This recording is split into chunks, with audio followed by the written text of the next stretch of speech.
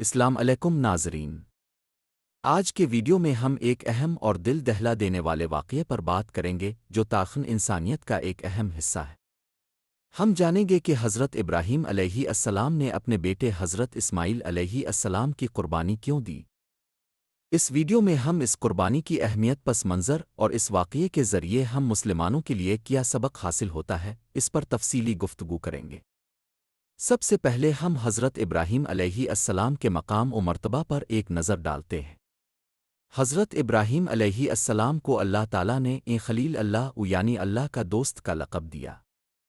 ان کی زندگی مسلسل اللہ کی فرمانبرداری اور آزمائشوں سے بھری ہوئی تھی۔ وہ اللہ کی راہ میں ہر چیز قربان کرنے کے لیے تیار تھے اور اللہ کی رضا کو اپنی سب سے بڑی ترجیح سمجھتے تھے۔ خواب اور امتحان۔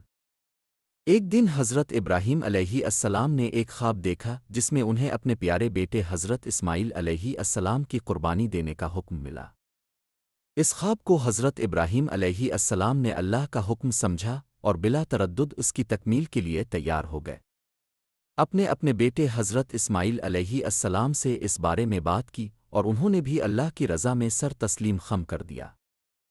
یہ خواب دراصل حضرت ابراہیم علیہ السلام کی آخری اور سب سے بڑی آزمائش تھی، قربانی کی تیاری۔ حضرت ابراہیم علیہ السلام نے حضرت اسماعیل علیہ السلام کو ساتھ لیا اور قربانی کے مقام کی طرف چل پڑے۔ راستے میں شیطان نے کئی بار حضرت ابراہیم علیہ السلام کو بہکانے کی کوشش کی تاکہ وہ اس آزمائش سے پیچھے ہٹ جائیں، لیکن حضرت ابراہیم علیہ السلام نے ہر بار شیطان کو کنکریاں مار کر بھگا دیا۔ قربانی کا لمحہ۔ جب حضرت ابراہیم علیہ السلام قربانی کے مقام پر پہنچے تو انہوں نے اپنے بیٹے حضرت اسماعیل علیہ السلام کو زمین پر لٹایا اور ان کی آنکھوں پر پٹی باندھ لی تاکہ باپ کی محبت ان کے دل میں کوئی جھجک پیدا نہ کرے۔ جیسے ہی حضرت ابراہیم علیہ السلام نے چھری چلائی، اللہ تعالیٰ نے حضرت اسماعیل علیہ السلام کی جگہ ایک مینڈھا بکرا بھیج دیا۔ یہ اللہ تعالیٰ کا حکم تھا کہ حضرت اسماعیل علیہ السلام کو بچا لیا جائے اور ان کی جگہ مینڈھا قربان ہو۔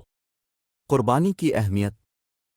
یہ قربانی دراصل اللہ تعالیٰ کی رضا کے سامنے ہر چیز کو قربان کرنے کا ایک مثالی نمونہ تھا۔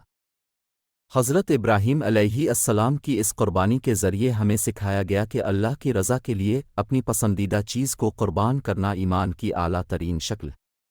یہ قربانی آج بھی ہر سال عید الاضحیٰ کے موقع پر یاد کی جاتی ہے، جب مسلمان حضرت ابراہیم علیہ السلام کی سنت کو زندہ رکھتے ہیں۔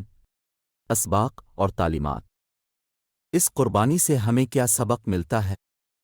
اس واقعے سے ہمیں سیکھنا چاہیے کہ جب اللہ کی رضا کی بات آئے تو ہمیں ہر چیز قربان کرنے کے لیے تیار رہنا چاہیے۔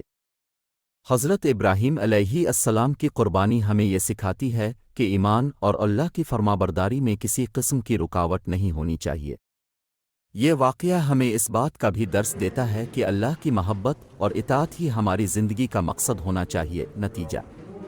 آخر میں ہم اس بات کو سمجھتے ہیں کہ حضرت ابراہیم علیہ السلام اور حضرت اسماعیل علیہ السلام کا یہ واقعہ ہماری زندگیوں کے لیے ایک بہت بڑی نصیحت ہے۔